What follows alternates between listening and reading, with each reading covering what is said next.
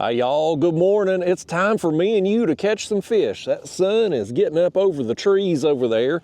I waited a little later to come out here today because it's a little chilly out here this morning, but we're gonna get started.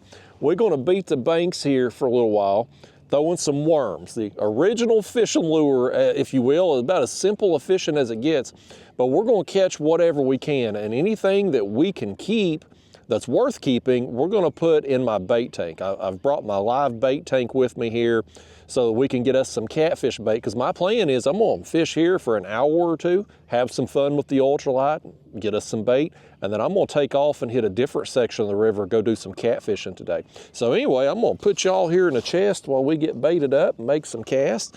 I'll probably just leave this camera rolling actually and just bring you on a real fishing trip here for a little while.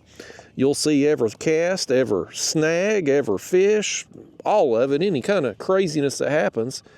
You're gonna see all of it here for our little bait run slash ultralight fun trip. I'm in the mood today to catch some fish, y'all, and we're gonna try to do just that. So let me show you the setup right here in case you're new to my channel. This is my trusty ultralight rod I've had for over a decade now, but it's a St. Croix Panfish Series rod, 6 foot long ultralight action, Daiwa 1000 size Regal reel, 2-pound test line. And up here on the business end, we've got just a small jig head that's a 1/64 ounce size with a number 8 size hook. And we got the old red worm there, these live red worms. Freshly dug, but not by me. Come from the Walmart. About $4 a can there.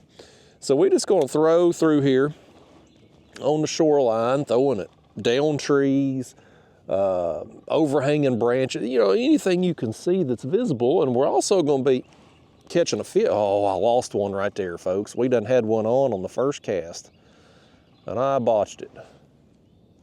First fish I've ever lost in my life. I blame you all for distracting me right there. But anything we can see, we're going to throw at, and there's also going to be stuff that we don't see. Things that are under the water that we don't have a... Boy, I caught one in. Second cast here, we've got the biggest thing we'll catch today is a stick, and it actually popped free. Hell, y'all can't even keep a damn stick hooked. We're in bad shape today, folks. I don't know how the hell we're going to catch any fish if we can't even catch a stick. But we're going to catch something. If you see in this video, it means we got on some fish. And I'll tell you, I fished this little stretch through here a few days ago, and we got one right here. This is an actual fish right here. This is a bluegill. And he's one we will take with us. I'm going to throw him in my bait tank right here. I've got a Engle cooler slash bait tank. I'll show you here. Put him back there. This is just a Engle, I think it's a 30 quart. It's the biggest one they have, at least right now as of me filming this. I got a little aerator here on the side, some rod holders, but it works out to about 7 gallons in there when it's full, and it's got that liner that you can easily get a hold of your bait there. Makes it kind of convenient. So anyway, we're going to put some of them bluegill and anything else we can keep that's worth keeping. Things like yellow bass, white bass, a small drum. Oh, I had one nip me right there. I didn't feel it. I saw my line jump. But we'll keep any of those type things to take with us today on our catfishing trip this afternoon. But I was trying to say before that fish interrupted, I fished this stretch of the river here a few days ago and had just a amazing lights out day. I caught several smallmouth bass on the worms here. I caught some big bluegill. I mean, I'm talking 8-9 inch range bluegill that were just fat and full of eggs. It's almost time to spawn here. In fact, by the time you're seeing this video, because I'm a few videos ahead right now, these fish probably are on the beds. They're probably spawning. But I mean, we're close. And these fish, I mean, they're it's time, buddy. they're about as fat as they're going to be all year, and they're big. But I got several of those big bluegill. I got a big shell cracker, over 11 inches. So I mean, it was a good trip, and I'm in the mood to do some more of it. And I was like, you know what? I'm in the mood to do this, but I'm on a good catfish bite right now too. So I'm like, why don't I just come out here, have some fun here for an hour or two ultralight fishing, get my fix in. We'll keep a few.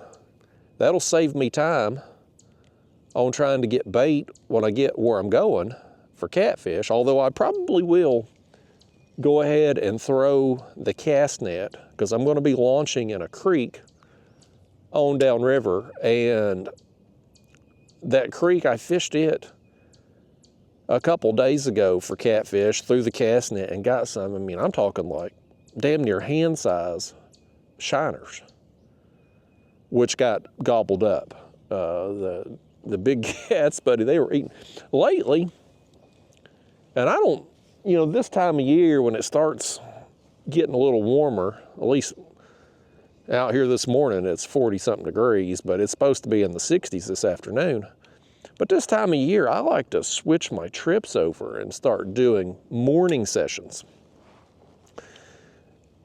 And because of that, I ain't been doing a lot of afternoon trips lately, but the last couple sessions I have done in the afternoons for catfish have been very productive. I mean, I've had better afternoon sessions than I have morning sessions for catfish. So I thought we're gonna try it again today. Well, it's not gonna be a late afternoon trip for me. I'm gonna fish here hour or two. I got to fish. Boy, he's a pulling too. Oh, buddy. Let's get him up here. Oh, that's a big one too. Some of these biggest bluegill we're going to get today, I'm going to release. The big breeders, I want them laying their eggs and passing their genes on. Now this one here, we'll go ahead and throw him in the tank here. But some of the bigger ones we get, we're going to toss back. And I'm not going to keep very many of these. I'm probably going to keep maybe 8, somewhere between 8 to 12. I want to keep some. I want to use some for live bait today, and I want to use some for cut bait. Now, like I said, I am going to throw the net a little bit too, make a couple throws, and just see if I can get some more of those shiners. But anyway, my plan for today, I'm going to fish an hour or two here. Then I'm going to go back home, check on the cat. My cat had surgery yesterday, and I need to check on him, make sure he's doing okay. Assuming everything is well with that when I get back home, then I'm going to leave out again and go do some catfishing. Probably do that for 3 or 4 hours, and then make it back home before my wife gets home from work, because when she gets home today, we've got to take that collar. They sent my cat home. He had ear surgery. He had a hematoma in his ear, had to be surgically drained. And so he's got a bunch of stitches in his ear, and obviously don't want him scratching at it. So they've put a collar, a cone, and he don't like it. Obviously no animal would. I sure as hell wouldn't want to. Something got our worm just then. Let's put us a new worm on. Keep on our way. We got some more bluegill and bass to catch, and who knows what else down through here. But the surgery overall went well yesterday.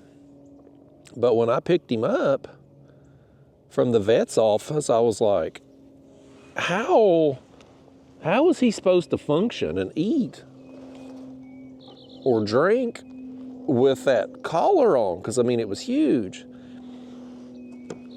And they ended up putting on a smaller, because, I mean, you had several inches of where the cone ended to where his face would be at. I'm like, that's too damn big. So they found one that was appropriate size for him.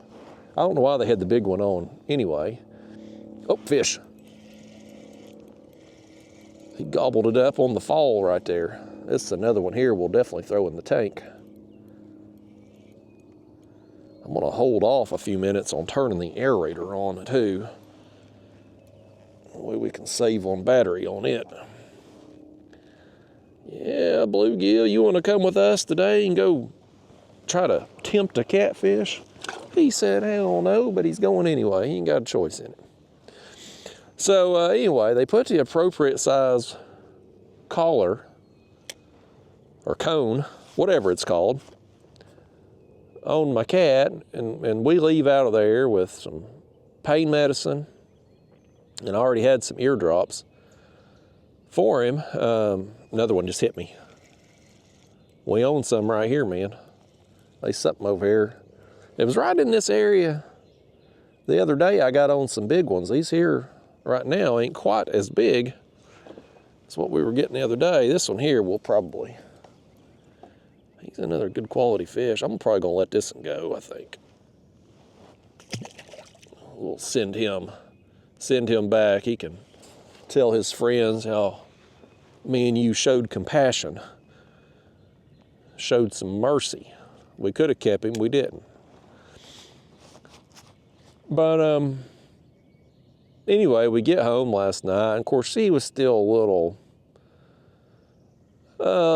little drugged up from the anesthesia. But he was really struggling with that cone. He hates it, and he's a skittish cat anyway. So we let him be overnight. We had to change some stuff up in the house. We obviously food and water dishes. I got some shallower, wider dishes, kind of like almost plate-like, saucer, if you will. That way he'll be easier for him to access it with that cone on. And I got a different litter pan so he can go to the bathroom, because I got a litter robot and they have to go inside there. Well, he can't easily get in and out of there with that thing on. So anyway, he just wasn't doing well with it last night. He was just very agitated by it and very scared. And we got up this morning. We had to, it's a 2-person job to get that medicine in him. So my wife, she gets up at 5 a.m. because she goes to Pilates before she goes to work. And I got up when she did. And we knocked it out, and I thought, boy, this ain't going well. I'm gonna have to take him back to the vet. We're gonna have to come up with something different. But we let him be again, and she left, and I went back to lay down for a little while doing some research on trying to find out, was there any other option we can do to keep him from scratching his ear with the stitches in it other than this damn cone. And by the time I got back up, like an hour later, he was pawing at the bedroom door to try to come in. And when I opened it up, he was very sweet and loving. And I thought, okay, this is more like our cat right here. Maybe the pain medicine we gave him had kicked in. So I felt a little better about leaving to come out here today. I'd planned on fishing today because the weather's going to be perfect. Today and tomorrow, the wind is not really supposed to blow at all either day, which is so rare in the spring, man. The month of March and April, it just blows every damn day here. And so when you got 2 days in the middle of April with no wind forecasted, folks, you got to make hay while the grass is high, if you know what I mean. Like, this is our time to shine out here. We can do anything we want. We can come ultralight fishing, not get blown around. We can go catfishing anywhere we want, not get blown around. Like, it's a perfect opportunity. But I'm not going to be able to enjoy myself fishing if I'm worried about the damn cat. So I was happy he was seeming like he was doing a little better when I left. But I do want to go home and check on him again when I leave here and just make sure he's going to be okay. And then, of course, when the wife gets home today, we're going to take that collar off of him and give him a little time without it. A way we can both be there and watch him and be able to keep him from scratching that ear. Give him a little downtime from it. And so that's the plan with that, y'all. So yeah, assuming he's doing okay, we're gonna go do some catfishing this afternoon. But yeah, it was it's one of them things, man. Like, I am probably doing him more a disservice if I'm home than what I am if I'm out here, because I'm just going to be messing with him, you know, and he probably just wants to be left alone. Would be my guess. I mean, he's used to being left the hell alone all day anyway when me and her are gone, so I don't know. You just worry. You know, they're like your children. They're like your kids. You worry about them. Fish. This fish is going to be worried. He's going to be worried we're going to put him in the bait tank. And I think we probably will. Yeah, he's another one that's a good size to keep here. The 6-7 inch range is what I want to take with us today.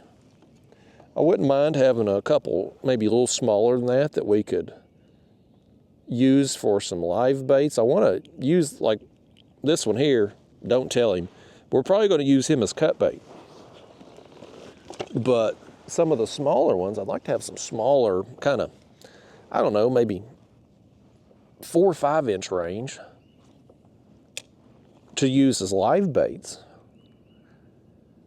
Now, if we can get some, if I luck into some shiners with the cast net, oh, we're going to use them live. I would have liked to have used them live the other day, but I had my ice in the cooler and whatnot, so I just went ahead and used them as cut bait.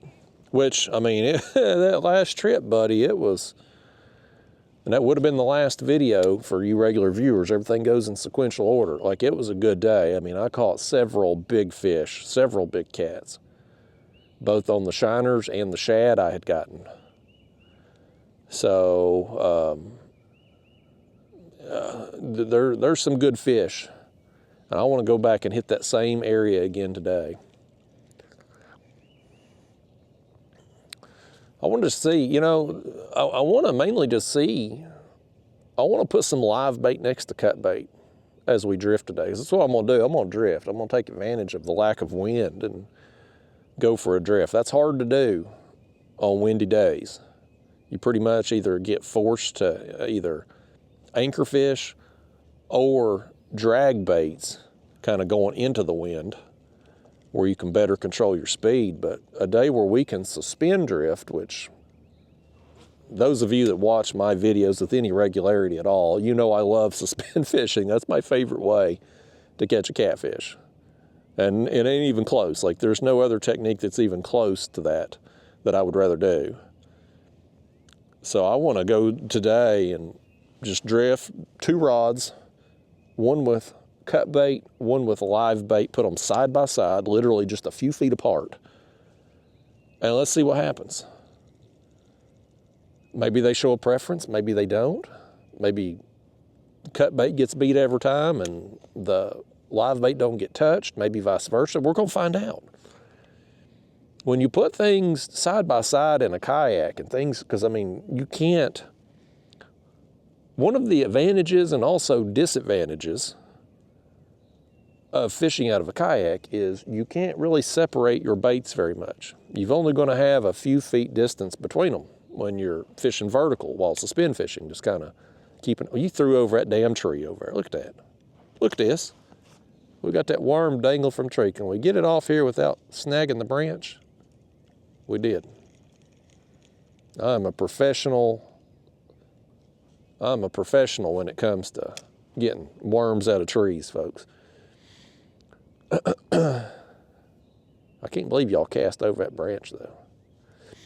But as I was saying, when you're fishing out of a kayak and you've only got a few feet between your baits, it can be a little challenging as far as preventing tangles, because when you get a big fish and he's going to swim wherever the hell he wants to, there's a chance he's going to find your other line, or lines plural, depending on how many how many rods you're using on a particular day. Now, in this kayak, I'm only going to be using 2 max.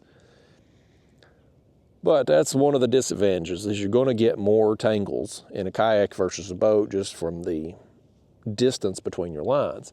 But the advantage of having your baits so close together is you can oftentimes be able to find a pattern or a preference that fish are showing. If you've got a live bait and a cut bait a few feet apart, and your cut bait is getting hit every time, well, that makes it pretty obvious what they want, right? Or vice versa. If the live bait's getting hit every time and the cut bait's not getting touched, you can figure some stuff out. Or if you're using 2 different types of cut bait, maybe 2 different species of fish, or 2 different cuts of bait, like you can determine very quickly if there's a preference on that particular day. Now, a lot of days there's not. A lot of days it don't matter. It's just whatever you've got down there is going to get eaten. Both types of baits, both rods are going to get hit. But you'd be surprised how many days where it matters, where there is something that's just, and I don't know why, but maybe one day they're only eating a head bait, or one day only a midsection cut of a bait, or one type of bait. Like, you will have days where it's like, man, these fish are just kind of being divas today. Like they're like they're just being all picky and stuff. So from that aspect, having your baits close together is kind of an advantage. Anyway, we'll try it today. We'll put the live and cut bait side by side. See what, if any, preference is shown. See what we can get. We know there's big fish in that stretch of river, so it's just a matter of getting a bait in front of them and see how they react. I will say so far out here this morning, now, the last ultralight session, which I filmed it too, it was warmer in the morning when I fished. We had a little cold snap. So that may have affected the bite today potentially. But we caught a bunch of fish that day. I mean, that was, I would say probably the most productive ultralight trip of the year. Really back-to-back trips. I've had my best ultralight trip of the year and my best catfishing trip of the year, back-to-back. But I mean, just numerous smallmouth bass, numerous big bluegill. And as we work down through here, and I've just come back to the same area again, but we would find places, we would have dead stretches, and then one nailed me then as I went to reel in. Oh, you got snatched up, didn't you there? Oh, look at this. This, folks, is, I believe, a red-breasted sunfish. What a pretty fish. Got the orange on him. Let me get him in the light here if I can. The orange on the tips of the fins, that bright blue, the neon blue streaks. That is a good-looking fish right there. Fish broke my train of thought. I don't even know what I was talking about now. But anyway, I don't know if the cold snap we had here, at least with our morning temperatures anyway, I mean, it was down in the 30s yesterday again. Will that affect the bite at all? Will these fish kind of be an afternoon bite too, like the catfish were on the last session? I don't know. But we had stretches down through here that were kind of not productive, and then we would get on an area that would just be stacked with either big bluegill or would catch some smallmouth bass there. Oh, I was going to throw that one in the dang cooler, and he knew about it, and he escaped, buddy. He said, hell with that. I ain't getting in that box. I know what happens to fish that goes in that cooler there, that live well. Words out, buddy. Word on the street is these fish know what's up. They don't have very large brains, but they're smart. Let me turn the aerator on here, since we got several in there now. I was trying to save on battery, since we've got to not only keep that battery going while we're out here, but also on the drive home to check on Marty the cat, and to get where we're going on the water today for the catfish. We got a little bit of a drive, so I'm trying to be conservative if we can. We ain't gonna be conservative with these worms though. We're gonna catch as many fish wants to play on these things down through here now. Can't beat a worm, folks. The original fishing lure, simple as it gets. We're tossing it out there, kind of letting it sink down, maybe working it back just a little bit, and then reeling it in, making the next cast. I don't have the graph on here because we don't need it for beating the banks. I mean, who cares how deep we're setting, really? It don't matter. We're throwing up shallow and kind of working it off. But the shoreline, you can probably tell from the hillside. I mean, it comes down at a steep angle. So, I mean, truth be told, if we had the graph on, it would probably say we're setting in 10, 15 feet deep here where we're at. But we're throwing up considerably shallower and kind of working it off. And I'm hoping that the cold snap ain't maybe pulled some of them fish off a little deeper. It may. I mean, getting a little cool snap at night, it's not necessarily going to drop the water temperature out here in the main channel a great deal. Now, it'll affect the creeks. You get back there in the shallows, you can have a several degree swing in the water temperatures there, but out here it's not going to do as much. But the surface temperatures along the shoreline over there could possibly be a little cooler, which might pull the fish out a little bit. The pressure change too might pull the fish. Oftentimes people talk about cold fronts, barometric pressure, yada, yada, yada. The fact is, most of those atmospheric pressure changes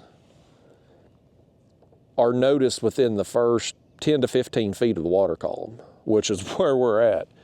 Once you get deeper than that, they don't notice it as much. That's why you can oftentimes go out after cold fronts and still catch good numbers of catfish deep. Now, depending on the front and how severe it is, it may push them down in the mud. They may just hunker down for a little while. But most of your negative impact from a frontal system will be in the shallower water. It'll be in the upper part of the water column. So we'll see how it works out here. Like I said, we're going to fish for, we'll do an hour or two here. I'm in the mood for it, man. It's the time of year, and not that I'm never not in the mood to go ultralight fishing. I love this. It's one of my favorite ways to fish. It's just so productive, so fun. I don't care what we catch because they're all enjoyable on this lighter ultralight tackle.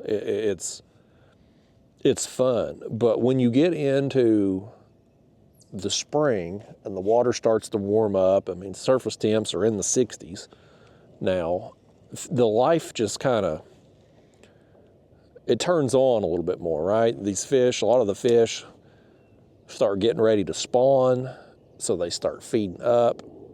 They're aggressive, they're active. Like you can just, you can have some really, really productive days in the spring. And I love it. And so I'm in the mood. And the problem is with that is I'm also in the mood to catfish, and I'm also in the mood to catch some carp. So it's like, how do you divide up your time of what you're gonna do with what and when? Now, my last carp trip, I stunk it up. I did not catch a single carp. Got one channel cat. That's all I got. So that didn't work out. But I'm optimistic as spring moves forward here, we're going to start to get more of them. But the catfish bite's on right now too, so it's kind of basically just wake up and whatever I'm in the mood for, that's what we're going to do. But a day like today, where the winds are supposed to be calm, we've got options to do multiple things. Because what happens some days, I've talked about this in some other videos, is you wake up and the wind is flat calm, but then by lunchtime, you got a hurricane. It's blowing 30 miles an hour. So you've got a window in the mornings when you can catch some fish, but it's not a long window. So you kind of got to pick, like, well, do I want an ultralight fish today? Do I want a catfish? Do I want a carp? But when you've got a full day of no wind, well, then we can mix it up. We can come do this for a little while, keep some of what we catch for bait, and then go do some catfishing. So if Mother Nature could get her act together and give us days like this all the time, I missed one right there, but we'd really be set. Mother Nature, though, she just gets a little bipolar this time of year. She wants to make you think it's going to be a beautiful day and then turn the wind machine on and let it blow. And kayak fishing, it's, I mean, if there's a drawback to kayak fishing, it's definitely the wind. I don't care what kind of fishing you're doing. You're struggling in a kayak when the wind's blowing hard. I mean, if we're way back in a creek somewhere pulled up on the bank, carp fishing, well, it's not going to bother us. But that's about all we can do. And ultralight fishing, I don't care if you're in a boat or kayak, canoe, hell, even if you're standing on the bank, if the wind's blowing hard, you're going to have a difficult time feeling bites with the wind blowing a big bow in your line. Like, it's especially on some of these lighter biting fish. So thankful for days like this. We don't get a lot of days where it's comfortable temperatures and no wind. So you got to take advantage, folks. Unless I go home and the cat's doing not well and needs to go back to the vet, then that takes priority. But I'm optimistic. He hates that cone, but I'm optimistic. That vet girl, though, I took him up there last week.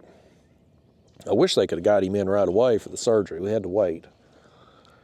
But she never told me anything about him having to wear that cone for 2 weeks.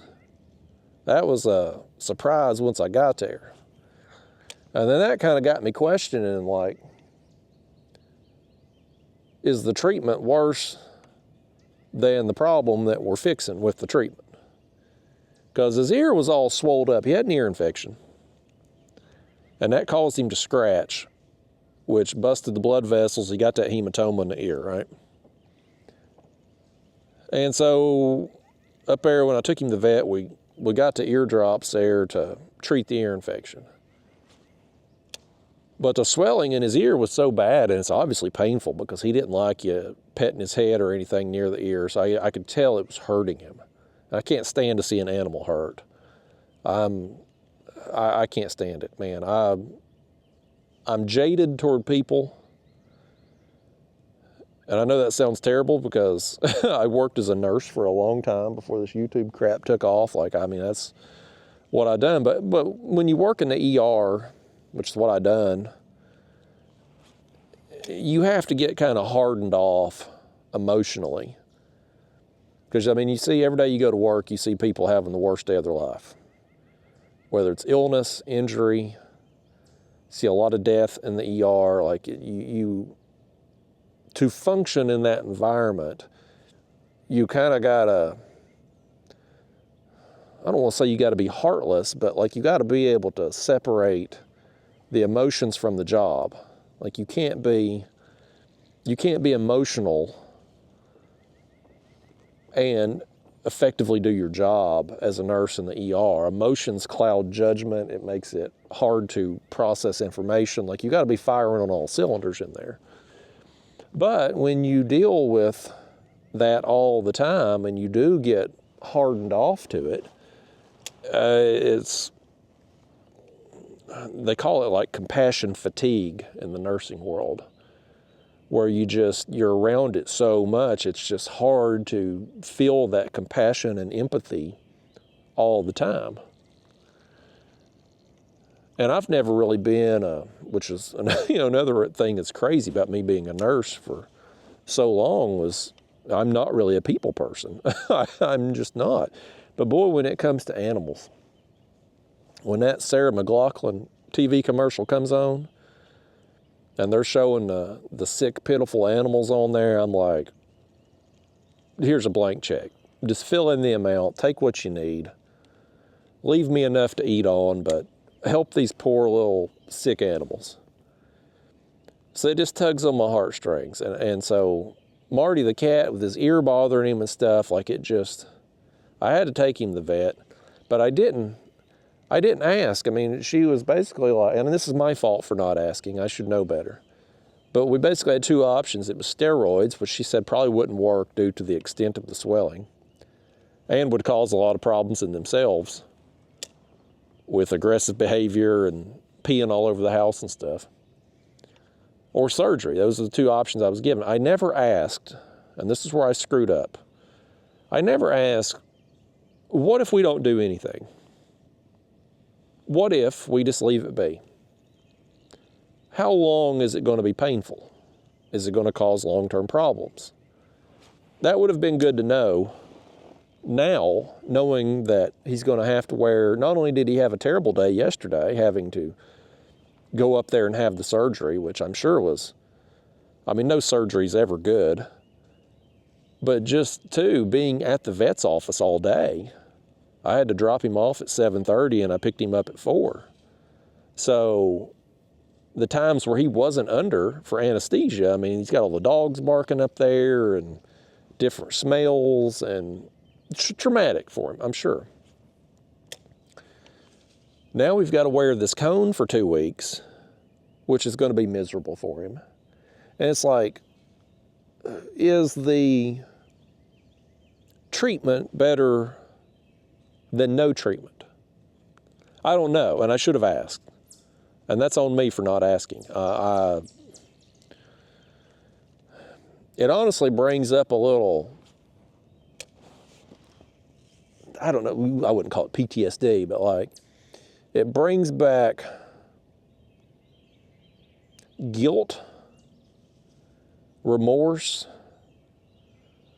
from my dog Roscoe when he got cancer a few years ago.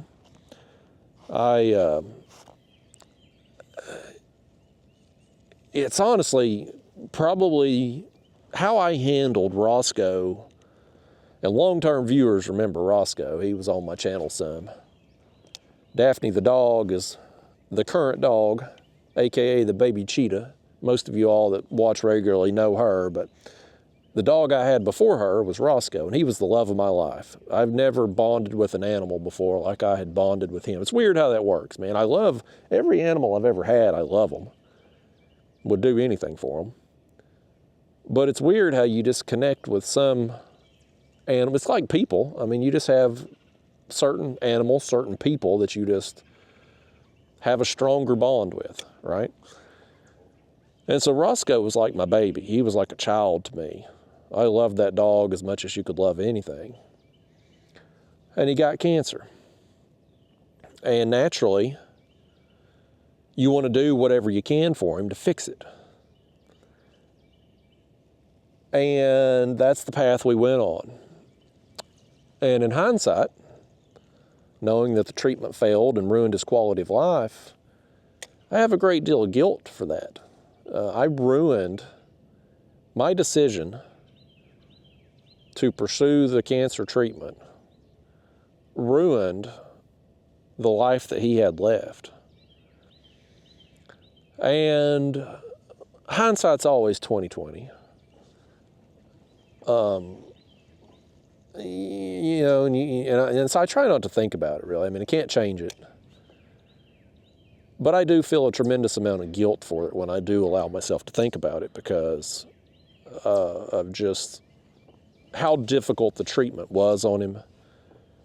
It didn't work at all. There was no effect from the chemo on the tumor. It didn't slow it down. It didn't shrink it. It didn't do anything.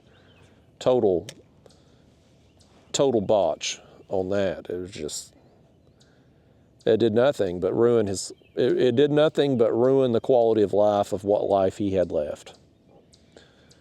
And so when I do allow myself to think about it, I think about the what ifs. What if we hadn't have done treatment?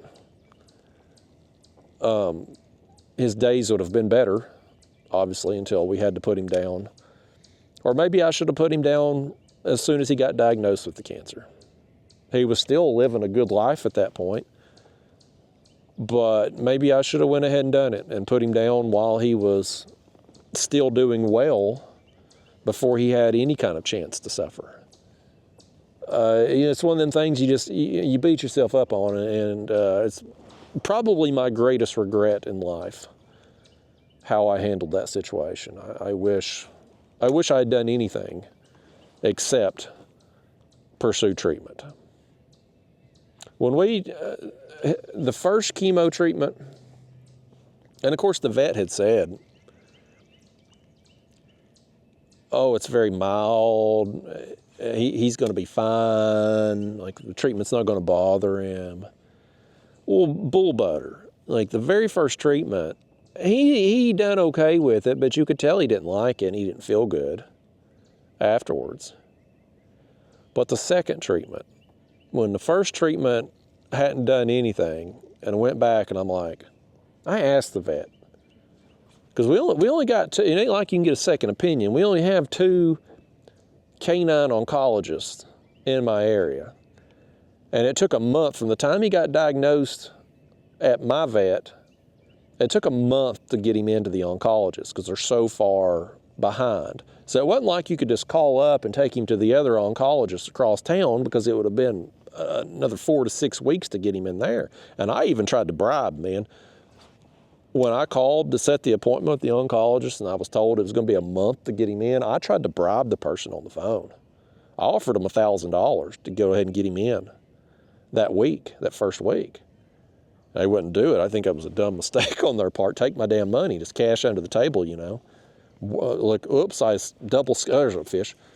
Just be like, oops, I double scheduled an appointment or something, and let the vet work you in. But it took a month to get him in. It ain't gonna take a month to get this fish in. That's a good bluegill right there. That's a nice one right there. We're gonna let this go.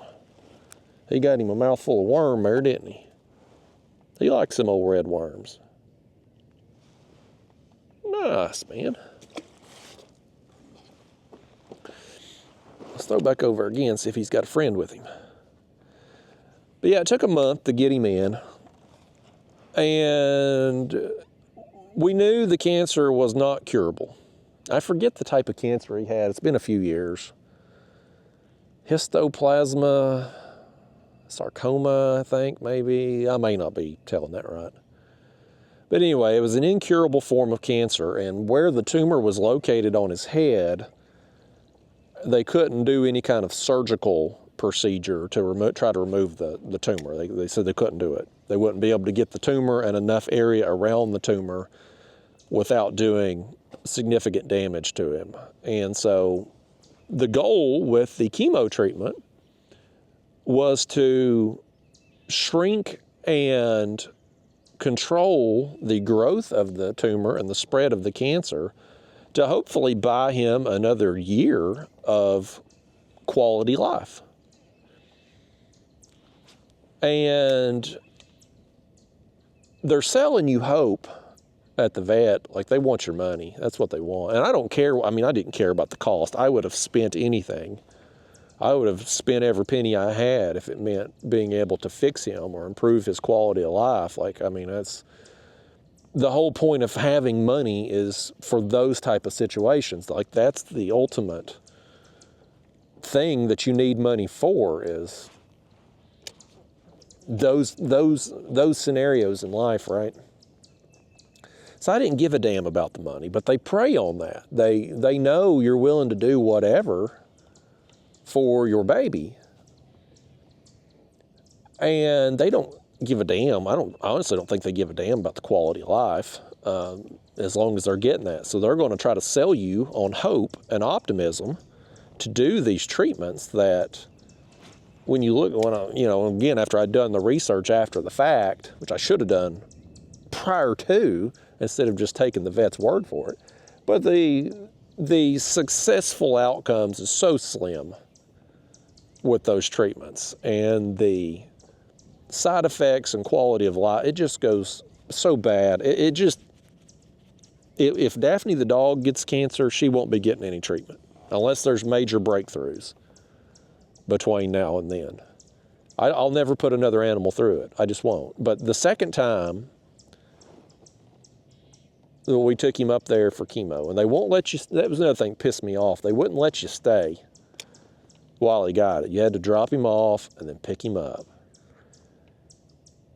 But we dropped him off for that second chemo treatment. And the dog we picked up wasn't the same dog. Whatever happened to him, whatever they done, whatever the treatment done, it broke his spirit. Like, you could just see, like, that was the day, the second round of chemo, that was the day he gave up. And I mean, it was the most heartbreaking thing, because you could see it. You could see the change in him. It was a completely different dog. I mean, it's the same dog, but completely different. Personality, the mood, you could just see, you could tell he had given up. And it was heartbreaking. And I hate that I put him through it. And, he didn't, it wasn't much longer after that, I put him down, which was, also just heartbreaking in itself, going through that. Now, I had gosh dang it, what was the name of that service? I would shout them out if I could remember the damn name, because they were amazing. And the process is terrible. I mean, putting an animal down is awful. What the hell was the name of it? I can't remember. But anyway, it's a veterinary service, but they come to your house. You don't have to take your pet to a vet's office and have them put down. They come to your house and do it. And that way, your animal can die at home and not have to go through the stress of going to the vet and all the noises and smells and stuff. Like, it was so much better than the alternative. I can't remember the name of that organization if my life depended on it. Golly bum, I can't remember. I can't remember crap anymore. But they were amazing. The price wasn't much different. It was a little bit more expensive than going to a vet, but it wasn't so much more different that it would not be worthwhile to do it. Like, I would totally, if you're in that situation, you totally want a company like that coming to your house to do it. It was so much better. But anyway, I just have a ton of regret and a ton of guilt. And so when I see one of my current animals in pain or suffering, it brings that up in me. And now I'm questioning whether or not I've handled this situation correctly with the cat. And I don't know. It's just one of them regrets, man. I know there's all these people. You get around, you spend any time on the internet or around people, and you'll have these people that'll tell you, I wouldn't change anything about my life. All the mistakes I've made, it's led me to where I am today and the person that I am now. I wouldn't change anything. Well, I call bull butter on that, okay? Hogwash. And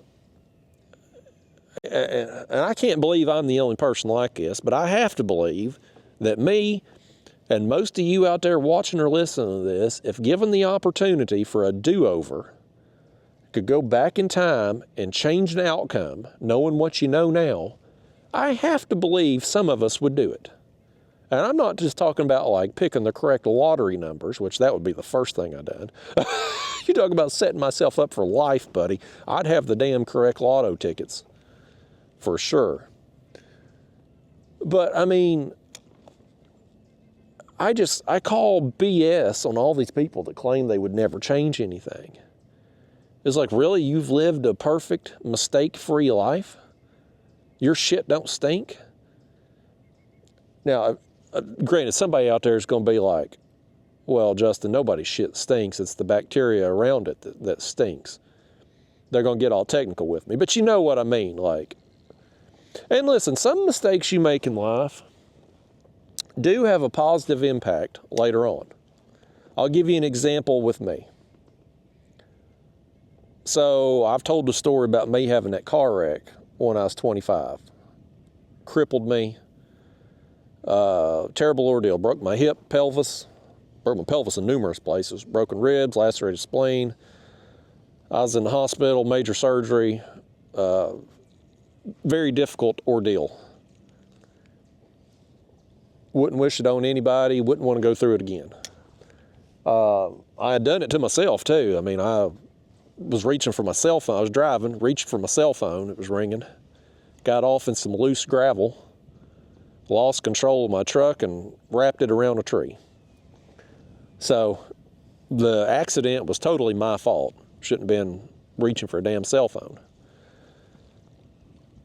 But let's switch out this worm here. We've lost part of that worm. It was terrible to go through at the time that it happened. I mean, just a miserable experience. The recovery was miserable. But what it done was it changed my mindset.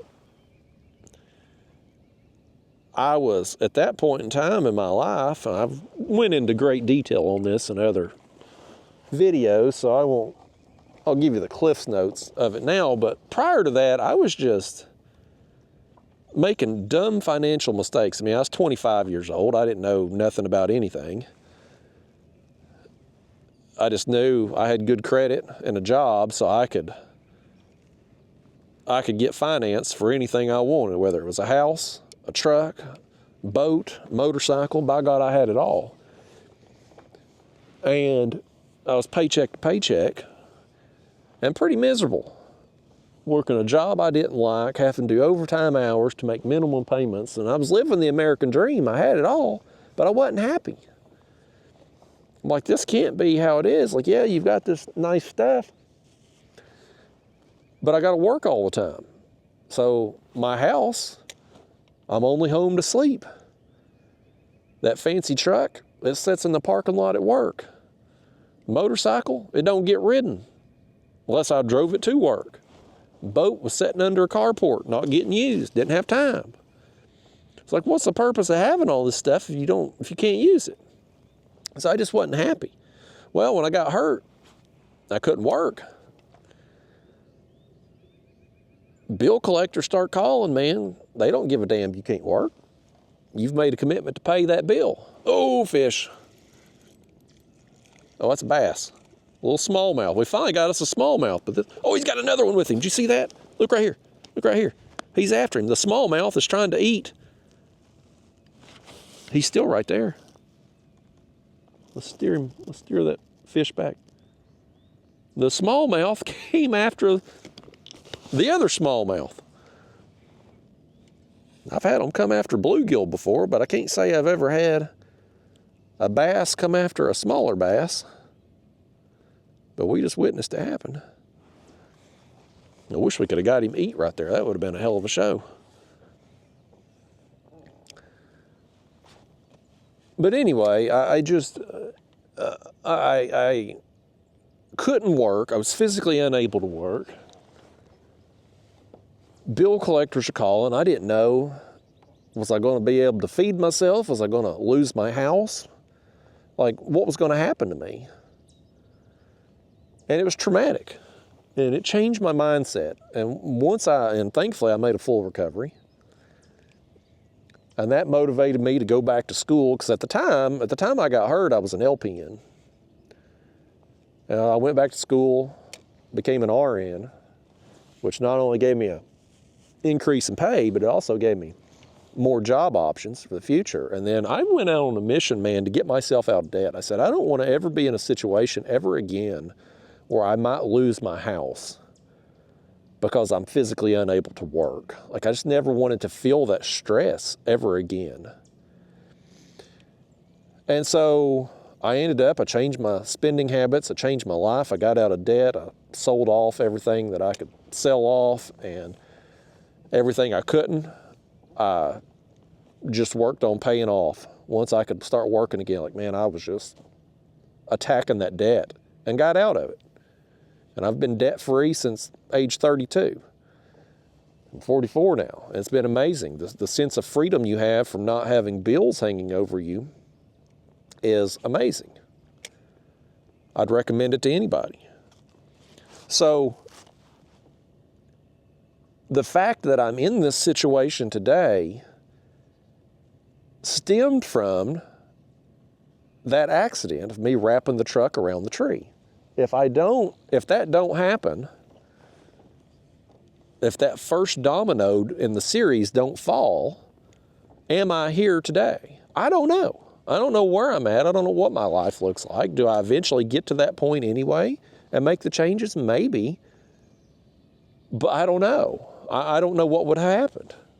So the point is, if you gave me the option now to go back and prevent that wreck from happening, knowing what I know now and how my life has turned out, I probably wouldn't change that. That's one of those mistakes that even though it was the worst thing I had ever experienced at the time, and I would not want to go through it again. Wouldn't wish it on anybody. But all of the positive that came from it afterwards, like if I had a do-over and I could go back and prevent myself from going through it, I probably wouldn't, because of how much better my life is now because of it. So that's an example of a mistake that was very negative at the time, in the beginning, that had a positive outcome. But there's been other mistakes that I would gladly change if I had a do-over. And how I handled the treatment with Roscoe, 100% would be up there, 100%. I don't know if I'd had him put down right away, or if we would have just waited until the cancer got worse and he started losing quality of life. But I would not have done the treatment. I would have not taken from him his dignity. I wouldn't have let him get to the point where his hope got lost. I mean, again, it was just, when he come home from the vet that day, y'all, it was just a different dog. That's the only way I can describe it. It was a different dog, and he was never the same. He was never. I mean, from that point until I had him put down, he was not the same animal. He just wasn't. His spirit was gone. Like, it was just, he was broken. And I would never do that. If I had a do-over, I would never do that to him again. So that's something, like, if I could go back and change, if I had an opportunity to right the wrong of a past, this fish would, oh, here's a little yellow bass. Okay, we'll definitely take this one with us too. How you feel about being a catfish bait today, yellow bass? You're a perfect size too. You got any friends down there with you? I bet you do. These are schooling fish. So you get on one, there's usually some more nearby. All right, there he is, folks. Get him in the light, a little yellow bass. They're a pretty hardy fish too. They seem to do well in bait tanks. Let me get us spun back around here. The wind that ain't supposed to blow is suddenly blowing and moving us down the bank here. But we're going to be, with us working this way, we'll be working into the wind, so it'll be easier to control it. But yeah, man, but that's an example of a mistake. If I had a do-over, that'd be the number one thing I would change. Like, I would totally take advantage of an opportunity to make a change in life and go back in time and do that situation different, knowing what I know now. So I just don't buy into it, man. I don't buy into these people that say they wouldn't change anything. Everything they've done's led them to be the person they are today. And in some cases, that's true, like with my car wreck. And there are some instances where something bad turns into something good later on. Lemons out of lemonade, I guess you would say.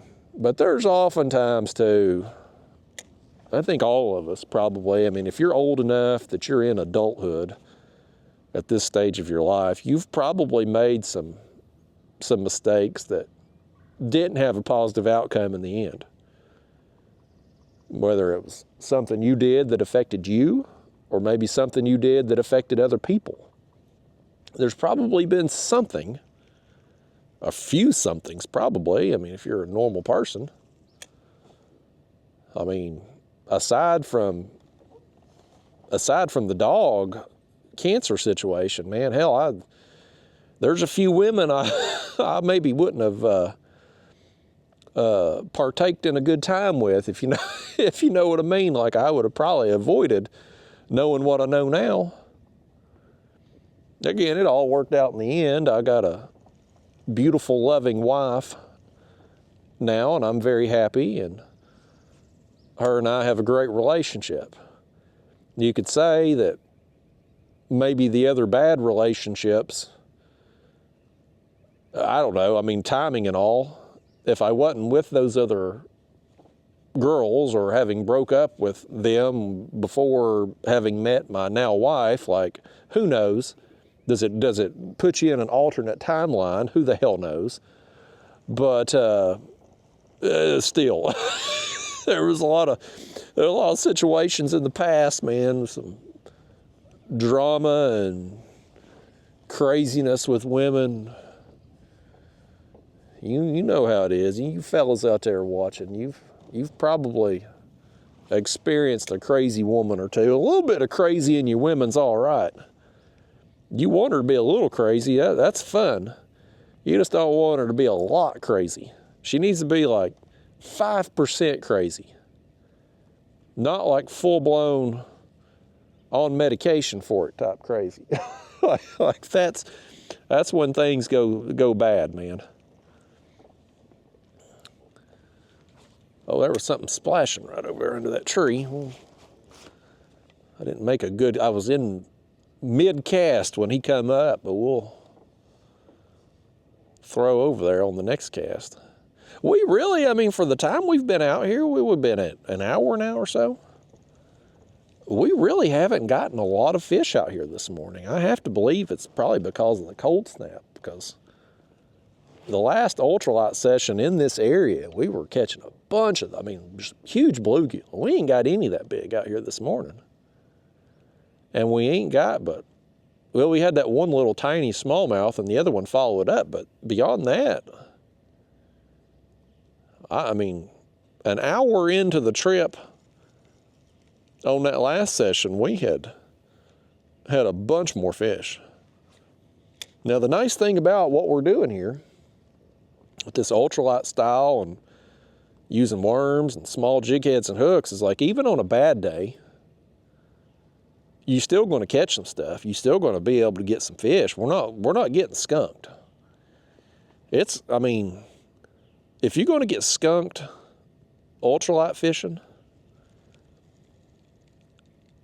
it's probably due to either it's the middle of winter and fish are deep, something like that type of scenario. Or maybe it's a real windy day and you just can't cast effectively type thing.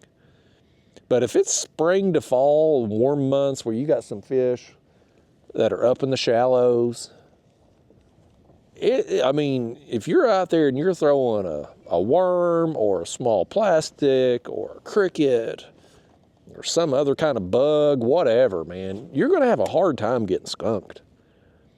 That's why I'm such a big proponent of ultralight fishing, because, I mean, it's productive. You catch fish. You have fun.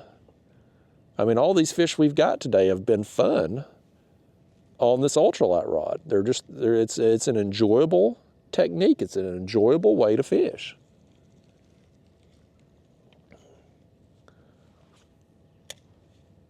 But I do think the weather, the cold snap has had to have some kind of effect on our bite today, because it's the only thing that's changed. I don't think the fish just disappeared. Like, there were so many fish up here. I'm inclined to believe that either if we had done this in the afternoon, we might have caught more, or maybe in a day or two when we get a little bit more further removed from the cold front, maybe a morning session will be more productive. We'll see. I wanted to do this first because the better quality catfish I've gotten on my afternoon session, so I wanted to do that last, and I wanted to have some live baits, so it just made more sense to come out and do this first thing. Plus, where I'm fishing at now, I stuck it in that tree. Well, hell far. I set the hook on it pretty good too. We may not get this one back. But the other thing I was going to say is where I'm fishing at here is fairly close to home. I'm like 15 minutes from home when I leave here. So it's a lot easier to go check on the cat when I leave here versus when I go catfishing, at least where I want to go today. Oh man, I don't think we're getting this back. We ain't. Y'all done broke off a jig. There's about 10 cents gone right there, folks. Fishing's getting expensive. That jig head probably cost me a dime. I buy them jigs in bulk. I'm gonna put my shades on here too. You buy them jigs a couple thousand at a time and brings the price way down on them. I get them on eBay. I got a few different sizes in here, but this one I'm gonna pull out. It's another 1/64 ounce with a number 8 hook. And you get on eBay, you can get the brand ones too, like Trout Magnet makes the same style. And the Trout Magnet ones are good quality. If I can see to get that line through there. The Trout Magnet ones are good quality, but I mean, hell, the homemade ones on eBay are good quality too, and they're cheaper. So you just you go to eBay and type in 1/64 ounce shad dart. That's what they're called, this style of jig head, shad dart. And I don't have any particular seller. I think, in fact, every time I've bought on there, it's been a different seller. I just get whatever's cheapest. And usually it'll have most of them will have options, like they'll have different hook size options for you. So I like the number 8 hooks because those are perfect for a 1-inch gulp minnow, which is my favorite artificial bait to throw on the ultralight. But you can go with the name brand ones, the Trout Magnet. They're good quality. I've used them before. I'm just cheap. And when you throw in these jig heads in these trees and brush piles and stuff, like you're just gonna lose a bunch. I lose them every trip. It's very rare I make it through one of these ultralight trips and don't lose a jig or two, or depending on the day, I might lose 10 or 15. Now, usually if I've had to retie that many times, I'm pissed off. Like I'm done. Breaking off that many times does take away from the enjoyment of the trip. But it's just one of them things, man. Like it's going to happen. You can't throw around all this timber and not get an occasional snag. And by buying them in bulk, you bring your costs down so much, it's not that much money you're losing when you do break one off. And then it's kind of one of the nice things about this style of fishing too. I mean, that's really the only terminal tackle you got to buy. Now, if you wanted to, you could just buy the hooks and use a piece of split shot instead of a jig head. I personally just prefer jig heads. It's just simpler. And you don't weaken your line by crimping a piece of split shot on. Like it is possible, maybe you put that piece of split shot on and you get a little abrasion on your line. With this, you don't have that concern, but I mean, it's very simple. It's really the only piece of tackle that you have to buy. Oh, we got one swimming. I went to pick up and he was swimming. This is a little better fish right here. Is this a bass? A lot of head shakes. It is. Oh, nice smallmouth. Oh, nice smallmouth over there by that tree. We got a nice jump out of him. Let's see if he'll come up and jump again. Give us one more jump. He threw the worm off. I see it falling down the water column. He only jumped once. Well, I felt them head shakes. I'm like, I don't think that's a bluegill. Nice, man. These on an ultralight are a dang good time. I did not bring my little net. I have to be careful here, getting hold of him with that 2-pound line. All right, we got him. No, he didn't throw the worm off either. Oh, he did. He threw part of it off. That's what I was seeing. There's still part of it on there. But yeah, check that out, buddy. Nice, nice fish. Not real big, but I mean, don't have to be to have a good time with the ultralight. Beautiful though, beautiful fish. Those smallmouth, the colorations on them are amazing. Nice. Okay. Well, let's put us another worm on and cast over that tree again and see if maybe he might have a friend or two with him. But yeah, I buy the jigs in bulk.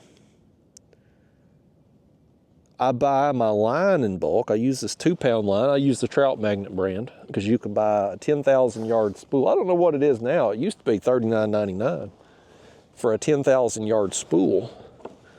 If you buy them little filler spools, like 300 yards, hell, they're $6 or $8 for 300 yards, or you can spend $40 for 10,000 yards. Like it's just, it's a better value if you buy it in bulk. And so I like to switch out my line on the ultralight pretty frequently. Like every 2 to 3 trips, I'll switch out. I don't replace the whole spool, but I'll do like, I don't know, 50, 100 yards, whatever. I got about half the spool I replace. That way my line is always fresh and doesn't get real springy. And because I've bought the bulk spool, I can do it for a few cents. Like it don't cost very much to replace it. So it's worthwhile to do. But I mean, you get your line in bulk, you get your jig heads in bulk, then the only thing, your rod and reel, of course, will last forever. Then the only thing you've got to buy is your bait. Now, I bought a bunch of gulp minnows back during COVID when we had all the issues with COVID there with getting fishing gear and stuff from China.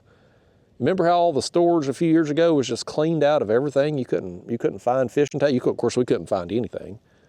Everything got wiped out, but fishing tackle was just, I mean, stores were just, the shelves were empty. There was nothing. Well, I bought a bunch of gulp minnows back then that I've still got a bunch of. Like, I mean, I bought a bunch of jars. So I've got them, and of course, at the time, I had to pay a premium. I got them on eBay. So I paid a little bit of a premium at the time, but I went ahead and done it because I needed them, and I didn't know when we were going to get them again. Well, looking back at it now, hell, it was a damn investment because everything's going up with inflation and all, and price going up and stuff. So I've still got a bunch of them. But when it comes to your live bait, you can either, I mean, today we're using worms. We could have went out and dug our own worms. But personally, I'd just rather go to the store and buy a can of them there for $4. That's what I'd rather do than go out and dig them up myself. Now, I recently dug a ditch at my house. There's a area in front of my driveway. Oh, golly bum, we threw into that tree. Okay, it fell out. Y'all threw right into that damn cedar tree. There's an area down by my driveway, and the water runs off the road, and it was kind of washing out my driveway. So I dug a ditch and put some rocks and whatnot. So as water comes down that hill, it'll hit that ditch I've dug and divert under my fence and out under my driveway instead of going across it and washing out all the gravel. And as I was digging that ditch, I had a mattock and I was working down through there. I was seeing a bunch of worms that I should have probably kept at the time. But it's a lot of work to go out and dig your own worms. Oh, something hit me. I wonder if he just got our worm. We did. We got robbed right there. I felt him bite it. He snatched it plumb off the hook. But it's a lot of work to do that. I don't really want to fool with it, and I can just buy a few cans and keep them in the fridge until we're ready to use them. Or some of them worms, depending on the type of worm, may not even have to be refrigerated. These do. These worms here do have to be refrigerated.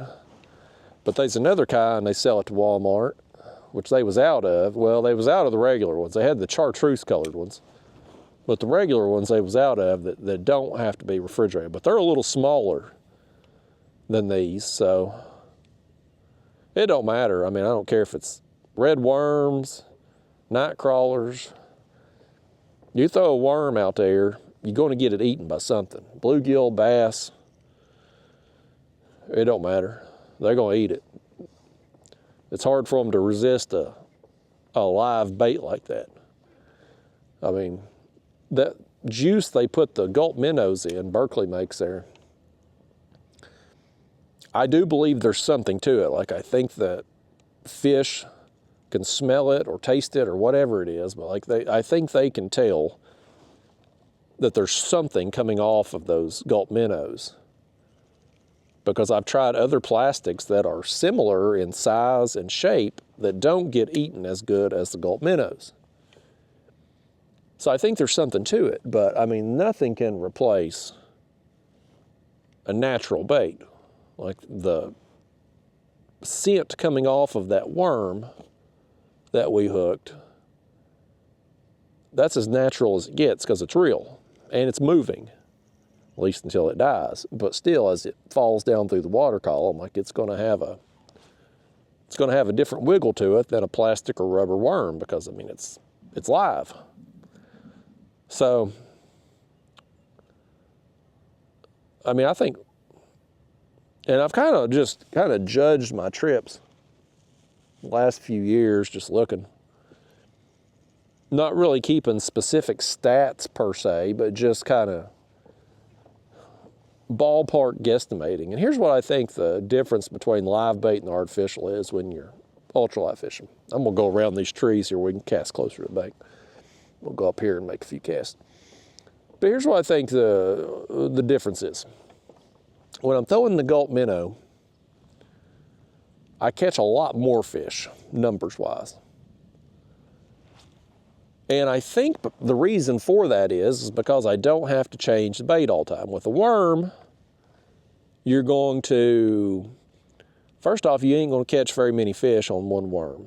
You're going to get 1, 2, if you're lucky, maybe 3 fish on a worm, and then you got to replace it. It's either torn or dead or knocked off the hook, right?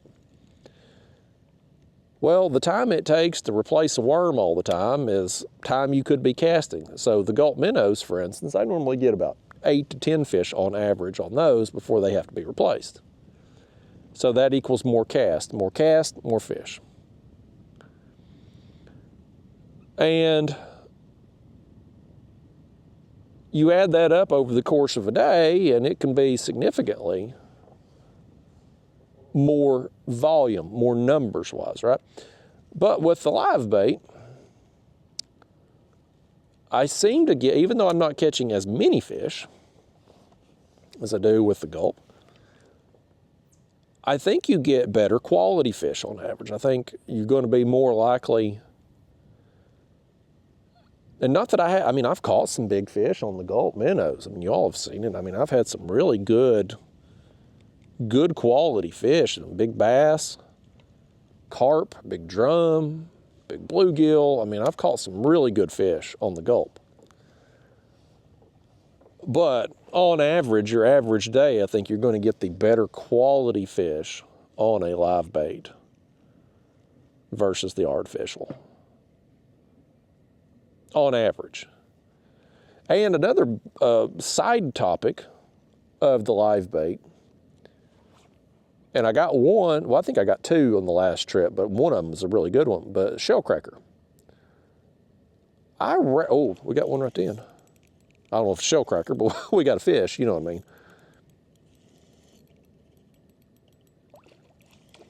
Bluegill. I think we're gonna let you go, bluegill. I don't know that I need any more. Maybe we'll throw it. Well, let's take him. Let's see how many we got in here. How many have we kept? I wasn't really keeping too close to track here. Let me see. Yeah, we'll throw him in there. We'll keep maybe one more. I don't want to overcrowd that tank too bad. He just splashed water all over the camera. We do got some little splotches on there, don't we? Y'all got to holler when we getting water on things. Let me know. I got water on my face from that fish just then. But I was going to say, shellcracker. I'm getting more of those using the worms than what I ever did with the Gulp. For me to catch a shellcracker with the Gulp minnow, it was pretty rare. I got some occasionally, but it wasn't with any kind of consistency at all. But I do tend to catch more of them with the worms.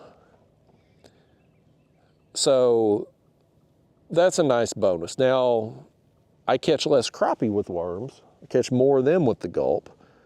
So it's kind of pick your poison, I guess, which is more important to you. Personally, I would rather catch shellcracker than crappie.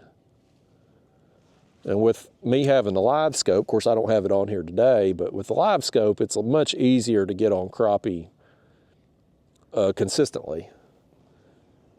I don't enjoy the live scope fishing all that much.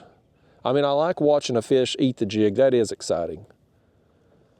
But just going out and searching for fish, looking at that screen all day, I don't enjoy that as much. I would rather come out here and do like we're doing today, just be electronics free. I mean, we got this small graph on here, but I don't have it turned on.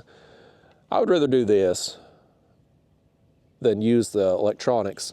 We got another one on. Oh, that's a bass. That's another smallmouth right here. Yeah, give us some jumps. Oh, he's got a friend with him too. Oh, there's 3 of them. There's 3 of them right here. Did you see them?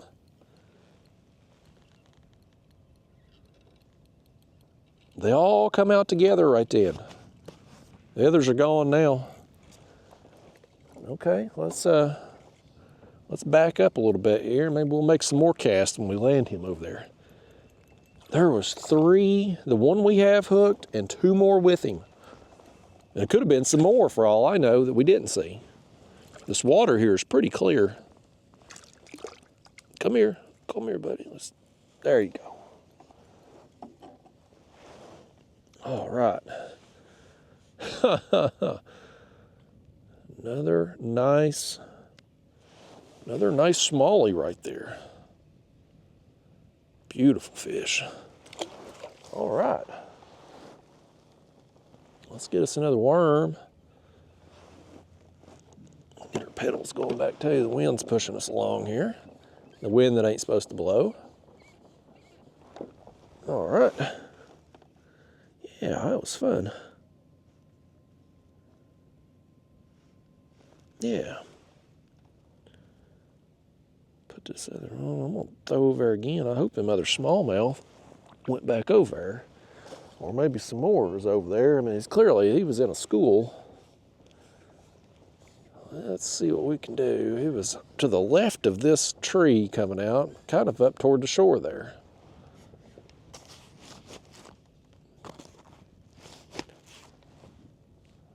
Let's throw back over there again.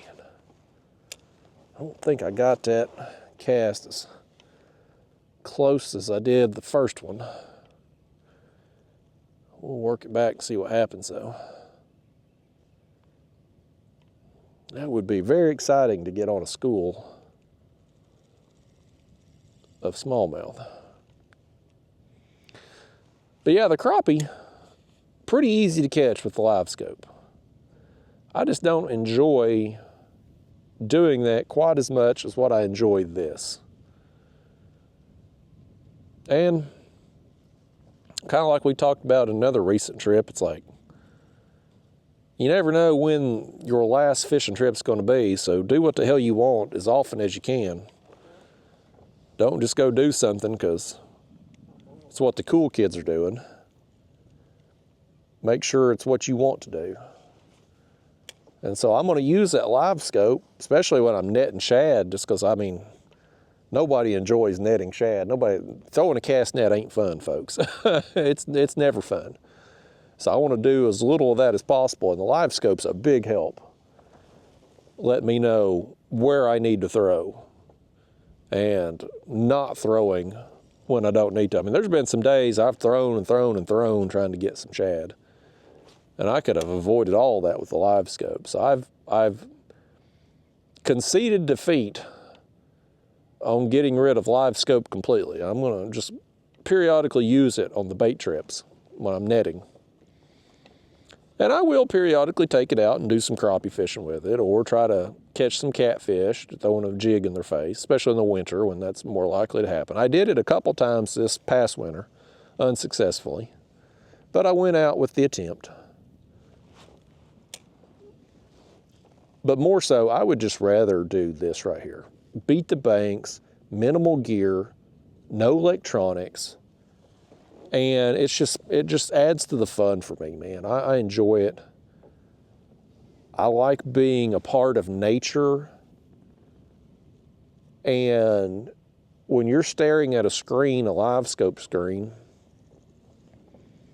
it's hard to notice the squirrels in the trees or the birds chirping or whatever else is going on up here. When you're actually looking at the shoreline and you're not staring at a screen, you see more of what's going on, and that's part of the fun of fishing. At least it is for me. Now, if you're somebody and you like going out and staring at that live scope screen, well, more power to you.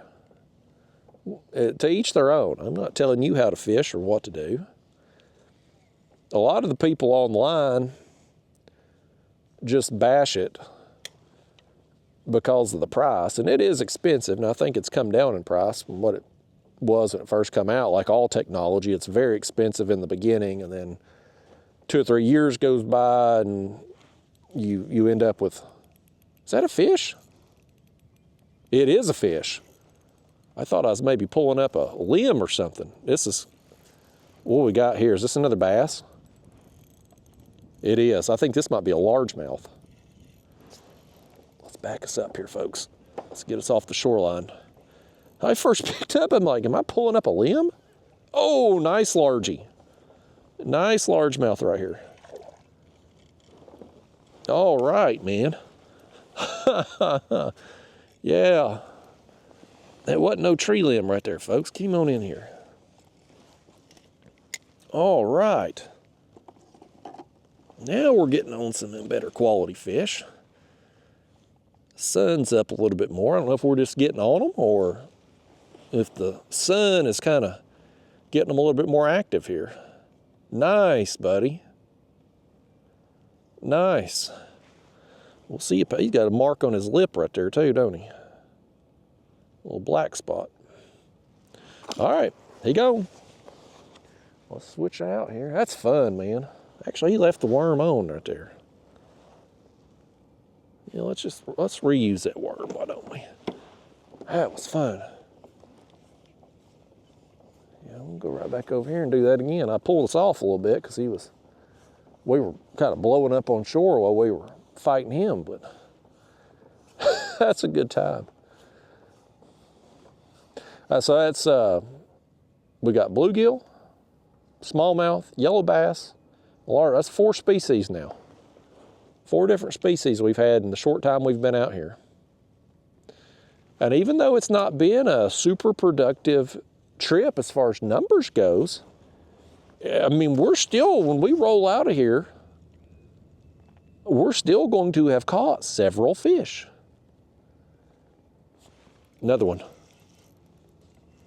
Another bass too. Oh, he's making some jumps. That's a smallmouth.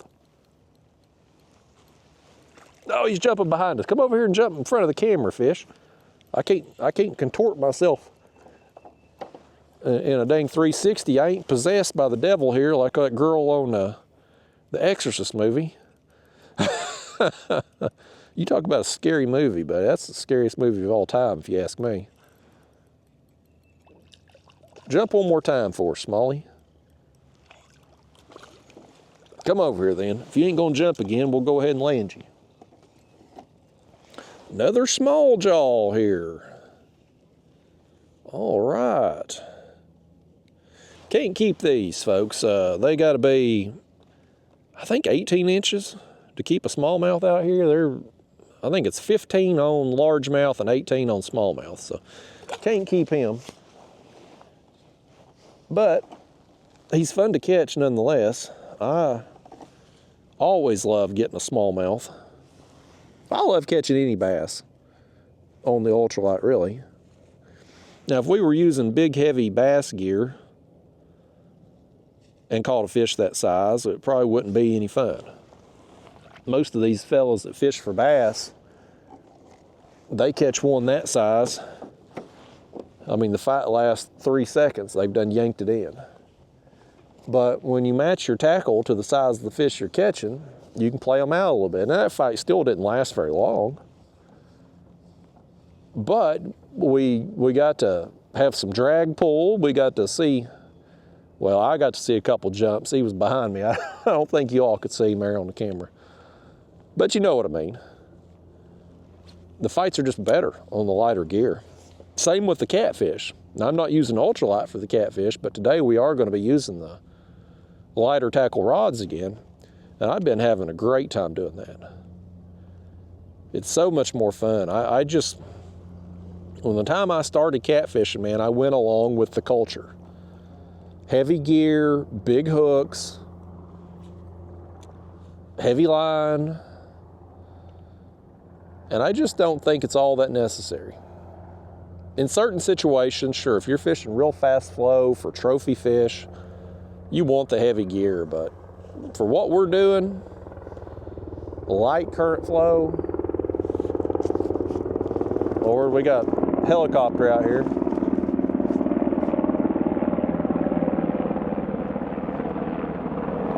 Goodness gracious, they watching us, man. They gonna know where we fishing at. They saw y'all reel in that bass, and they're gonna be marking a GPS waypoint. But yeah, man, the lighter tackle stuff, I've just been enjoying the hell out of it. I always enjoyed ultralight fishing. But now just taking it down a notch with the catfish has made me enjoy catfishing that much more too. Because now with catfish, he's circling back around. Boy, he really wants to get a waypoint, don't he? Here they come again. Right over the top of us.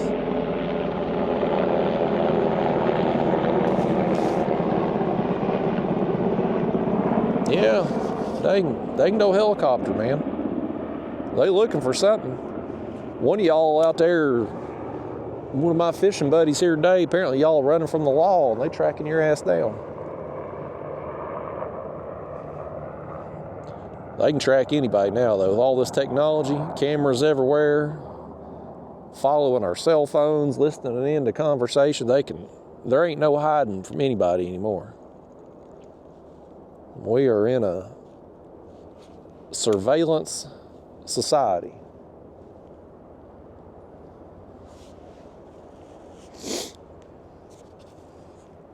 It's finally starting to warm up a little bit out here too. It's nice. I'm hoping to get rid of these bibs and sweatshirt before we start catfishing. Needed it this morning though. Next week it's supposed to be warm again. I'm gonna go ahead and plant my garden next week too. I think we're about past the point of having a frost. Some people like to go ahead and plant early and roll the dice. I don't, because it never fails. We'll always have that late frost. And then you got to go out there and try to cover everything up. I'd just rather wait. Since I started doing the raised bed garden, I used to till up an area by my house, beside my house there, and have a big garden. And I enjoyed doing it, but boy, I just couldn't eat all the food. I'd end up composting most of it and giving away what I could. And I'm like, I put all that time and effort into planting it and weeding it and all that. And I'm like, why don't I just grow enough to eat and nothing more? And I'd had some dirt brought in. I think this will be my 3rd year on the raised bed garden this year. But I'd had some dirt brought in to fill in some holes in my yard. And I ordered way too much dirt. I'd got like 7 cubic feet, I think it was, which I didn't know how much a cubic foot really was. But most of the expense when you're having dirt or topsoil, whatever brought in, most of the expense is the delivery for them bringing the dump truck out, right? So I was like, well, I'd rather get too much than too little. So I got 7 cubic feet, and it was way, way more dirt than I needed. But I used some of the excess to do my raised bed garden, and the last couple of years, I've really enjoyed it. I'm kind of getting things dialed in on how many plants I can put in it and not overcrowd stuff, and it's just way better, way more enjoyable gardening experience for me now. I enjoyed it before doing the big area, but now I don't have to waste as much stuff or pester people trying to get them to take it, and I don't have to spend as much time weeding. I don't have to bend over to weed, because it's up. It's elevated, so as I get a little older, it's nice not to have to squat down and all that. So I've enjoyed it, but I'm going to do it soon. Probably next week, we'll get everything planted. I'm going to do a couple tomato plants, some cucumbers, some peppers. I've already planted my peas. I actually got a little bit later start on those. And then we'll do some sunflower. I've got another little bed area. I'm going to do some sunflowers. So I always like them sunflowers. I keep my seeds from them. Whatever my biggest plant is, I keep my seeds from it. And I've done that several years. So I've got the genetics. You're not only getting the genetics from your biggest flower each year, but it's also acclimated to your climate too by that point. So they're just better. It's better to do that. The other stuff, I used to start my own tomato plants from seed, keep them in the house until it was time to put them out. I don't do that anymore. Since I'm doing the raised bed garden, only doing a couple tomatoes, maybe 4 pepper plants. I'm going to the store and buying them. I'll go pick out some healthy looking plants at the Home Depot and put those in there. The only thing I'm doing from seed is the peas, the cucumbers, and the sunflowers. I just got a pack of peas that I put in there. Of course, I keep my sunflower seeds, and I'll buy some cucumber seeds, pack of them. But I enjoy it. I enjoy doing the garden. I got my yard. I still ain't got my damn mower fixed. My throttle lever's messed up. I'm still waiting on the part to come in. I need to call about it, actually. I thought it's supposed to be here yesterday. But with all the cat surgery and everything, I forgot to call over there, see if they'd got it in the shop. I don't know why they just couldn't send it to my house. If the mower shop had to order it to send it to their facility for me to come pick it up, you'd think they could just send it to my damn house. But nevertheless, I need to call about it. Get that thing fixed. It's going to be time to mow again. But I already got the yard looking good again. Got it cleaned up. Got all the sticks picked up from blew down in the winter. My neighbor, that girl that lives beside me, she had sent me a message the other day asking if I could mow her yard. Her mower was tore up, and I was like, well, honey, mine's tore up too, but if I can get it fixed before you get yours fixed, I'll come over and do it. But I guess her husband got their mower back working again, because I got home there yesterday, I seen they had mowed. So at least I'm off the hook from doing that. I'd like to live the rest of my life as many days as possible with 0 commitments. Days where you wake up, that's a bass. That's another big bass right here. Let's see if we can get him to come up and jump. I can't tell if it's a largemouth or smallmouth yet. I think it's a smallmouth. That's a little better one too. That's a better one.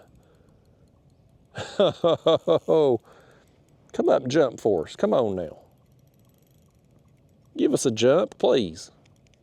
He ain't gonna do it. I want him to do it too bad. He ain't gonna do it. Oh, there's another one with him too. Do you see that? This is multiple times now. We've had them swimming together. We're going to have to play this one out a little bit. He ain't ready yet. That other one's still with him. I just saw him swim by again.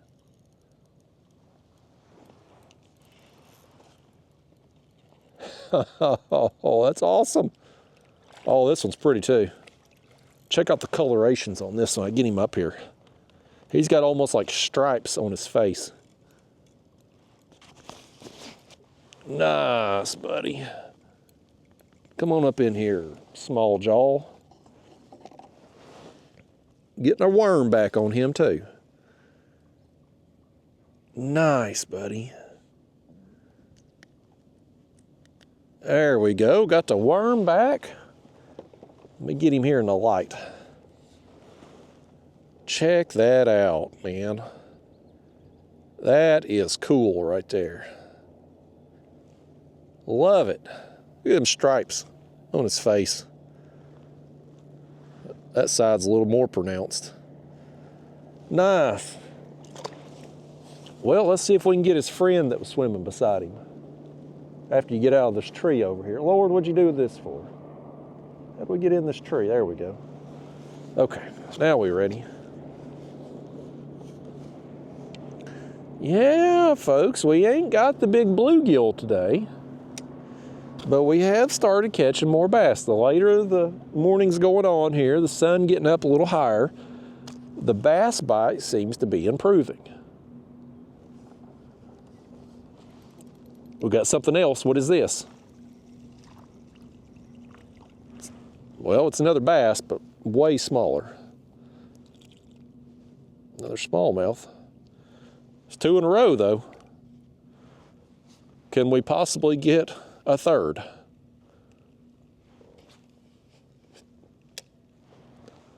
Can't really see anything special about this, just some rocks over here. It's falling off the bank, but smallmouth like rocks.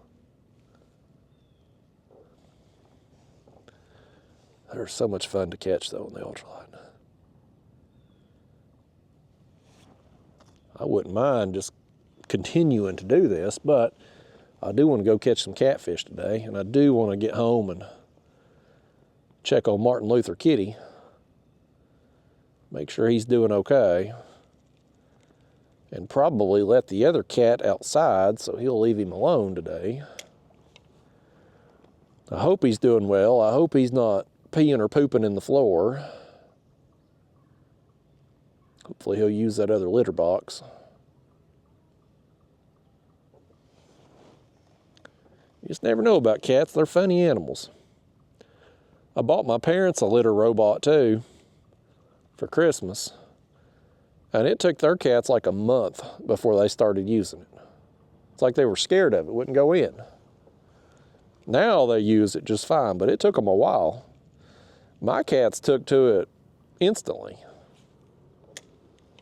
but theirs were just peculiar about it. But Marty, he can't get in the litter robot with that cone on his head.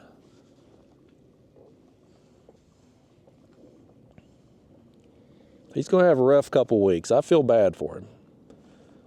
But I think me being home is going to be more detrimental to him. Like, I'm not going to take that cone off of him when it's just me there, because I'll never get it back on him by myself. Like, it's a bit of an ordeal to get them. I watched them do it when they switched out for the bigger size to the smaller size there at the vet's office yesterday when I picked him up. I'm like, that's an ordeal. I mean, those are vet techs that do that crap all the time, and it took 2 of them to get it on him because he's fighting it, you know. He don't want it on. Let's put on a worm that ain't dead and throw back over there again before we move on, since we know there's some bass over there. Yeah, I think if I was home, I'd be just sitting there pestering him, worrying about him, when normally he probably just sleeps all damn day anyhow. Sometimes when I leave in the mornings, he'll be in a certain spot on the couch or something. I'll get home, he'll still be that same spot. I'm like, did you even move today? He'll just look at me. But when the wife gets home this evening, we can take it off of him a little while and keep him from scratching it, and then hopefully let him go to the bathroom and eat and drink and maybe sleep in a little piece, get him a little cat nap in without it, and then put it back on him before bed tonight. Because, I mean, I think part of it too, not just the fact he's got that thing around his head, which is clearly agitating him, but I think too the other part of it is he can't curl up to sleep. Like, he always sleeps in like a damn fetal position, and he can't do that with that cone around his neck. And you know how it is when you used to sleep in a certain way and you can't. Like talking about my car wreck back in the day, I'm a side sleeper. Well, I couldn't lay on my side after that wreck. Like, I couldn't do it. Like, I couldn't physically do it. And that was tough. I mean, it was tough getting quality rest. So he's in a bad way for the next couple weeks, folks. I feel terrible for him. I'd do anything to help him. I'd spend every penny I have to take care of him, but I just hate seeing an animal suffer. I hate it. I hope I've made the right decision getting his ear fixed instead of just letting it do whatever it would have done. Because, I mean, when you see these fighters, like these UFC guys, and they'll have the big cauliflower ear. Same situation. I mean, my cat, he had that ear infection and was scratching his ear. That's what caused it. Whereas these fighters, they're getting punched in the ear and kicked in the ear and stuff, and that's what caused it. But, like, once it kind of calluses there, It looks bad cosmetically. I don't think the fighters think it's that. Oh, there's fish. I think it's another bass. It's a good one. It's a good fish, whatever it is. Boy. Oh, he's going back over at them dang trees too. We may not get a look at this one if he gets us wrapped in something. I wish he would swim out. Oh, that's a big smallmouth. Oh, golly bum, that was a big one. We just launched that jig. It popped free and fired back at us. Dang, man, that was a good one. He didn't get our worm though. He didn't get our worm. Did he bend our hook? No. We just lost it. He was on them dang trees over there. Man, that was a good one, right? That was a good one, folks. That was the biggest bass of the morning. Nice. The bass are definitely turning on the later in the morning. I hope that's a sign for the catfish today. I hope they're going to be turned on this afternoon too. We first got out here, and granted it was after sunrise, probably about 8 o'clock or so when we started fishing. But it's definitely of course we're still not catching many bluegill, but the bass for sure the bite's picking up. I don't care. I mean, hell, we've got enough bluegill in the tank there. With those and what I'm going to supplement with throwing the cast net when I get where we're going for the cats, like we're good on bait. So I wouldn't mind catching some more of these bass, but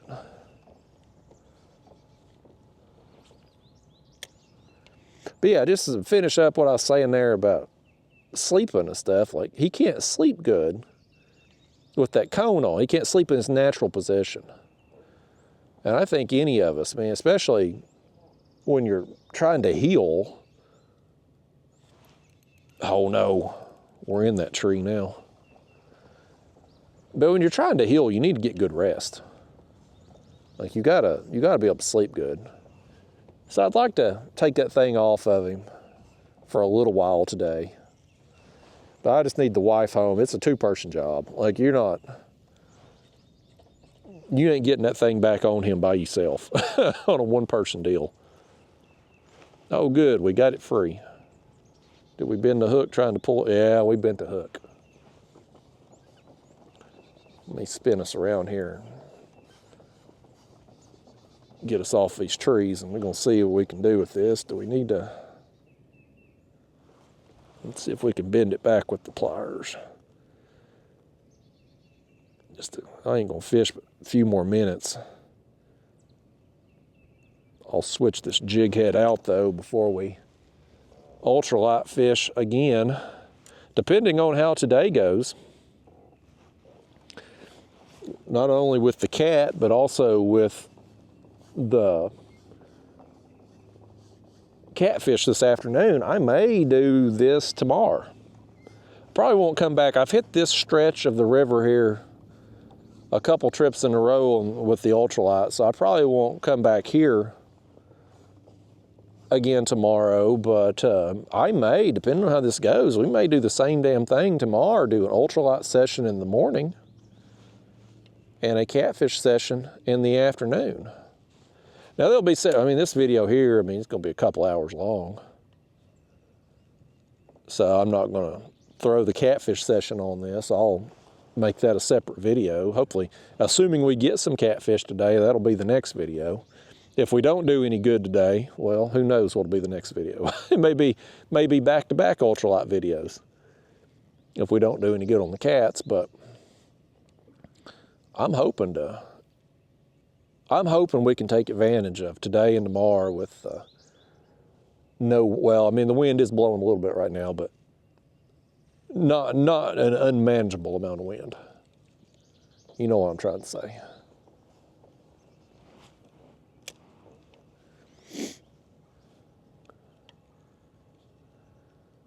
I'm gonna make just a few more casts here and see. So I know we're coming up on 2 hours here on the camera now. I do need to get out of here. Speaking of another fish, this would be a good one to roll out on right here. Oh no, I lost him again. Was it our hook I should have replaced? Nope. No, I think that was another good smallmouth though. I can't end on that. Let's throw back over here. Let's at least throw over there again. I tell you folks, I'm torn right now. I want to go catfishing, but I'm enjoying catching these bass. And the last two that we have hooked have been good ones, man. Y'all botched both of them there. You lost them somehow. I've still never lost a fish in my whole life, but y'all lose them nonstop when we fish together. Lost 2 big bass in a row. You ought to be ashamed of yourself. You ought to be embarrassed.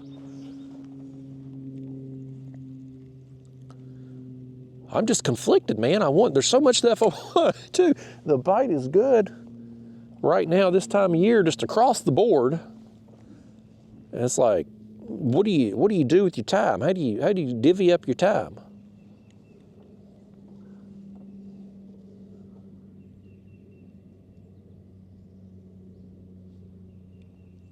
But it is going to take me some time. Of course, not only going home, check on the cat, I'll probably stop and get something to eat on the way. Go ahead and knock that out. And then I got a little bit of a drive to get where we're going to do some catfishing. So it'll end up being a full day today, but the good thing about breaking up the trip like this is I don't spend all day sitting in the kayak. That's where I, like, on tournaments and stuff, when I'm forced to fish 8 hours. Did I just throw over that tree? I did. Like when you're forced to fish 8 hours in a kayak and you're sitting all day, that's where I kind of I get some problems, like back bothering me and stuff like that. But a day like today, we come out here and fish for a couple hours, get out the kayak, have a little break, and then probably fish for 3 or 4 more later on today for the catfish. Having that break, it's nice. It's good to kind of break up the day. I'd like to have landed one of them last 2 bass though. That would have been the bee's knees, man. Bee's knees. Make just a couple more casts and I'm gonna go ahead and get on out of here. We got a little bit of a run to get back to the car too. I launched in a creek over here and come on out to the channel. There was one other boat back there. He didn't launch where I did, but he was in that creek when I come out. When I rounded the corner, he was back there. I think he was bass fishing.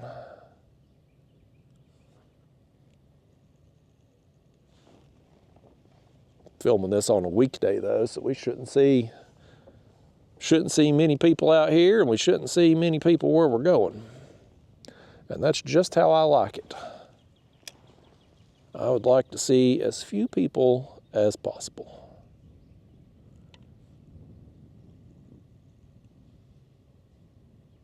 Let's make one more cast by this tree after we reel this one in. Now let's skedaddle, y'all. Let's go check on that cat, grab a bite to eat, and go after some catfish.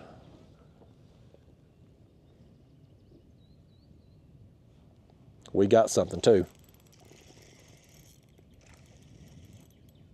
We got bluegill.